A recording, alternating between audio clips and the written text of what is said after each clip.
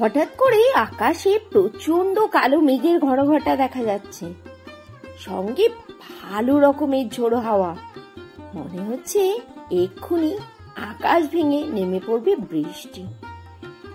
এত গরম পড়েছিল সকালবেলাতে, একদম ঘেমে নিয়ে অস্থির অবস্থা। এই অবস্থায় এই হাওয়াটা যেন মনে হচ্ছে স্বস্তির নিঃশ্বাস। দেখা যাক কতটা ঝড় বৃষ্টি আদৌ আমরা পাই।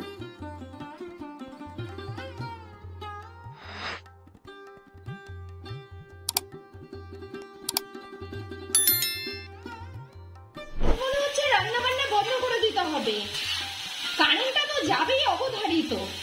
আর অন্ধকারের মধ্যে রান্না করবো কিভাবে বলো তো? বাইরে দেখে মনে হচ্ছে এখন যেন পুরো রাত হয়ে গেছে। ভালো লাগছে, পরিবেশটা এত ভালো লাগছে সেটা তোমাদেরকে আর বলে বোঝাতে পারবো না। এ দেখো রান্না বসিয়ে দিয়েছি। আজ তোমাদের দাদাভাই বলে গেছিল খিচুড়ি রান্না করতে। ও যখন বলে গেছিল তখনই তো আকাশে প্রচন্ড রোদ ছিল। খিচুড়ি আর চিকেন কষা খাবে, কিন্তু ছেলে ধরেছে বায়না খিচুড়ি খাবে না, এই জন্য ফাইনালি ভাত রান্না করতে হচ্ছে।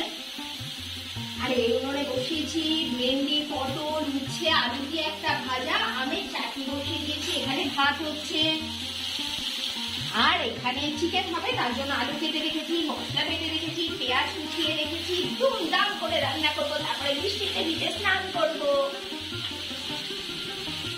আজ সকালবেলা না ভাত খেতে একদম ইচ্ছে করলো না। আলু সেদ্ধ দিয়ে ভাত করেছিলাম, কিন্তু তবুও কেন জানি আজকে পরোটা খেতে ইচ্ছে করলো। আমার সাধারণত পরোটা খেতে একদমই ভালো লাগে না, কিন্তু আজ ইচ্ছে করলো।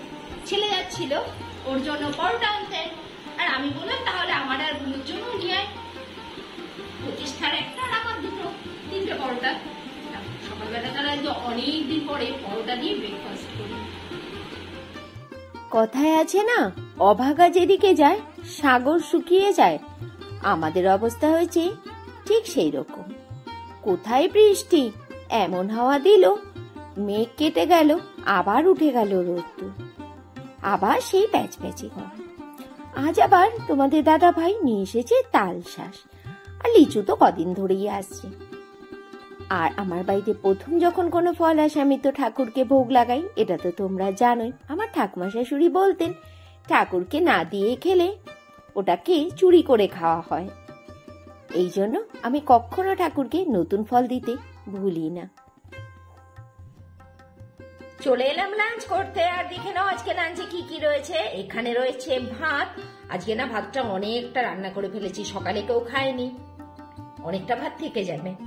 এখানে করেছি আলুর চোখা, খারকোল পাতা বাটা, রয়েছে এখানে উচ্ছে, আলু, ভেন্ডি, পটল দিয়ে একটা ভাজা, আর করেছি চিকেন, আমের টক, কালকের একটু আম ডাল ছিল, আমড়া দিয়ে ডাল ছিল, এটাও গরম করে নিয়েছি। বিকেল বেলাতে একটা ভাত ঘুম দিয়ে উঠে পড়েছি, তারপরে চোখ মুখ ধুয়ে একটু ফ্রেশ হয়ে চলে এলাম সন্ধে পুজো দিতে। সন্ধে পুজো দিয়ে ঠাকুরকে শয়ান দিয়ে চলে এলাম আবার অফিস ঘরে। গোটা দিনটা অফিস ঘরে কাটালেই বেশ ভালো হয়। রান্নাঘরের কাজ আর শেষ হচ্ছে না। মানে অনেকে ভাবছো অফিস ঘর করছে রান্নাঘরের কাজ, আবার অফিস ঘর বলছে। হ্যাঁ গো, মেয়েদের আসল ঘর তো রান্নাঘরটাই হয়। আর এটাই আমি মজা করে বলি আমার অফিস ঘর, যেখানে দিনের বেশিরভাগ সময়টাই আমার কেটে যায়। দুপুরবেলাতে অসীমা যে বাসনগুলো মেজে দিয়ে গেছিল সেগুলো সব জল ঝরে গেছিল, ওগুলোকে গুছিয়ে রেখে দিলাম বাসনের র্যাকে। আর এখন করে নিচ্ছি সন্ধেবেলার চা। আমি আবার লিকার চাটা খেতেই বেশি ভালোবাসি। আমার বাড়িতে চা তো খাই তোমাদের দাদা ভাই আর আমি, দুজনেই লিকার চা খাই। চিনিটা গেছিল ফুরিয়ে, চিনিটা ঢেলে নিচ্ছি। আমি আবার মাসকাবারি সদাই ওইভাবে কিনি না, জানো তো, যখন যেটা ফুরিয়ে যায় তখন সেটা নিয়ে আসি। আমার যেন কোনো হিসাব কিতাব থাকে না। ওই 2 কিলো চিনি, 5 লিটার তেল, এইভাবে যেন আমার কোনো কিছু মনেই থাকে না। আর আমি বলতেও পারবো না যে আমার সংসারে কতটা কোন জিনিস লাগে, কেননা যখন যেটা শেষ হয় তখনই সেটা নিয়ে আসি।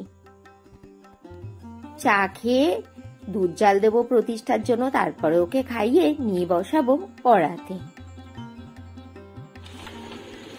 চটপট করে রাতের খাবারে আজকে বানিয়ে ফেললাম পোলাও। একদম ইনস্ট্যান্ট পোলাও, কোনো প্রিপারেশন না থাকলে আর কি যা হয়। খেতে কিন্তু ভালোই হয় জানো তো, যে ঝটপট বানিয়েছি বলে খেতে খারাপ হয় তা কিন্তু নয়। নাও পোলাও কিন্তু আমার হয়ে গেছে, এবার উনুনটাকে বন্ধ করে দিয়ে কিছুক্ষণ ভাপে রেখে দেব। আর চিকেনটা রয়েছে দুপুরে, চিকেন আর এই পোলাও দিয়েই আজকে ডিনারটা কমপ্লিট করে ফেলবো। আর আজকের ব্লগটা আর কন্টিনিউ করবো না, এখানেই শেষ করে দেবো। সবাই খুব ভালো থেকো, সুস্থ থেকো, সাবধানে থেকো। দেখা হচ্ছে আবার আগামীকাল নতুন আর একটি ব্লগ সঙ্গে। Tata, good night.